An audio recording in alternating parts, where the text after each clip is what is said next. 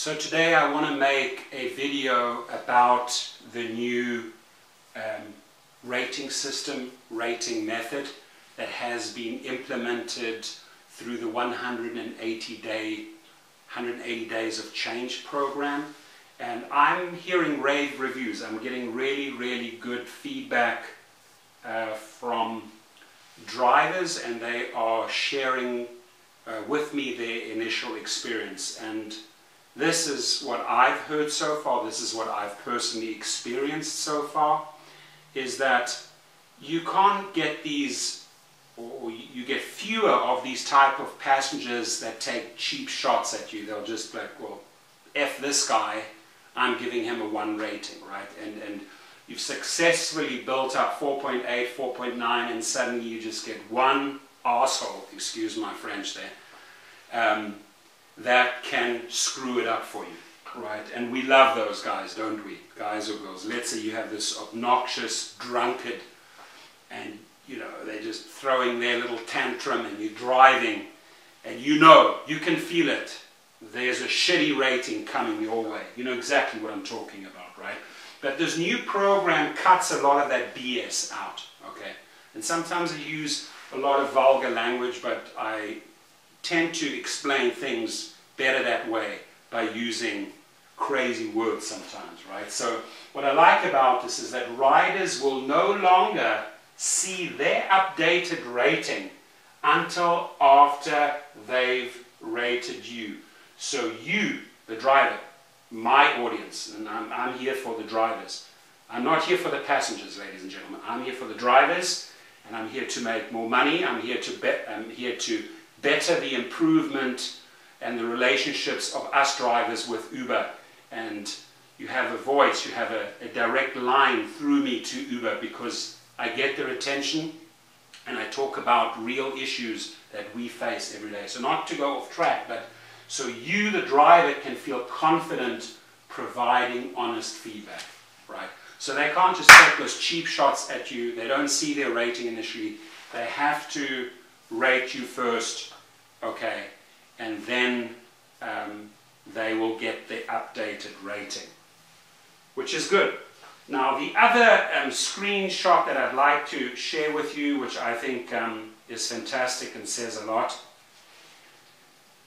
They said starting soon, which has already happened, riders will be required to provide feedback on all trips rated 4 stars or below. So let's say that guy still decides to mess around with your rating and just takes a cheap shot giving you a 1 or 2.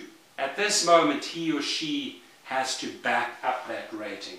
So you'll get more pro tips from riders on how to provide them with the best service possible, right? If you see they lowball you, right? If you see, hey, I'm constantly getting hit on this one specific issue. What could they be? Cleanliness, navigation, the price, the pickup experience, the route, the driving, the service quality, or other, right? So if I'm constantly getting a low rating and the feedback that I'm getting from the driver via Uber is that my navigation is the issue, I got to address my navigation. What am I doing wrong? Okay, ask yourself, right? Started off very well, just joined Uber, did 50 or 100 trips, and first 10 went great, and now I'm constantly getting a lower rating, 3, 4. Why?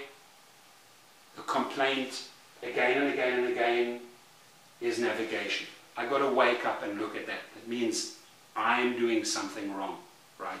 Now, if they select other and write their love story, why they gave you a 1, this person did this and this. Listen, you have people on the other side reading this. If this guy is concocting a BS story, or she is, why you just got a 1, Uber will look at that, right? They're not just going to give you that 1, right? But if your issue time and over again is navigation, do I need to switch my navigation? Have I been driving on Waze and getting these negative ones. Maybe I should try the Uber navigation platform. Maybe I should drive on the Google platform for a while, for 2-3 weeks, see if it changes, see if it gets better. Am I maybe not giving the passenger the option or the choice of selecting their own route? If I get a passenger and I can see, oh my gosh, it's going to take 45 minutes to get to that destination across the city, he or she might like other routes. So I say, hey, by the way, it's about a 45-minute trip. Is there any particular way or highway that you enjoy driving or that you prefer me to drive? Because right now I'm going by my Google navigation system, and it says we're going to take 45 minutes if we go along the 405 and the 101. No, that's fine. Stick with your Google navigation system. I'm cool with that. Oh, no, I hate driving that highway. It's stop and go, stop and go. Can you please, go around the other side in the 110 up to the 101? Sure. At that moment, I can sort of almost guarantee myself, maybe even along the trip, satisfying the client, but I'm not going to get dinged, I'm not going to get hammered on the navigation system. Cleanliness.